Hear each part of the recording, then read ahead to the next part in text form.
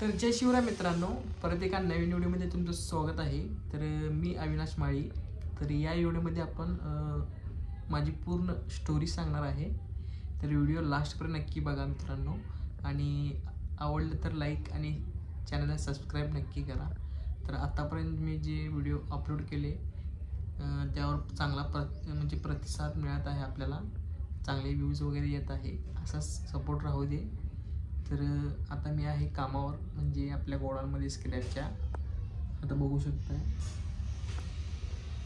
तर मित्रांनो, माझं नाव अविनाश माळी आणि माझं शिक्षण 12वी झालेले आहे. आणि त्यापुढे मी काय शिक्षण घेतले नाही, म्हणजे एकदम आपल्या शिक्षणासाठी आपल्याला म्हणजे गरिबी भरपूर होती.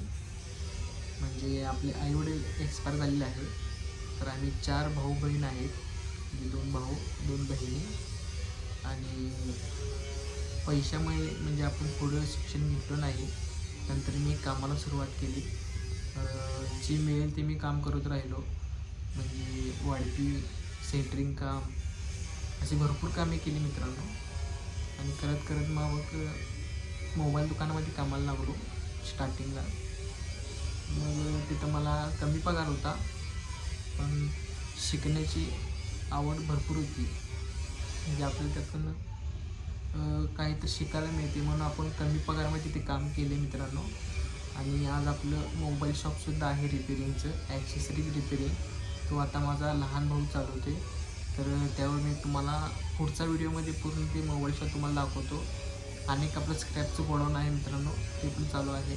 तिथं दुपारच्या वेळी मी जातो आहे. आणि आता मी आहे गोडाऊनमध्ये भावाच्या, तिथं मी काम करत बसलेलो आहे. आणि तर माझं लग्न 2019ला झालेलं आहे. तर पहिली मुलगी आहे मला, आणि दुसरा मुलगा, आणि तिसऱ्यांदा म्हणजे ट्विन्स झालेलं आहे, 2 मुली. तर मित्रांनो, माझं लव्ह मॅरेज झालेलं आहे, आणि त्यामुळे माझं लग्न म्हणजे लवकर झालेलं आहे.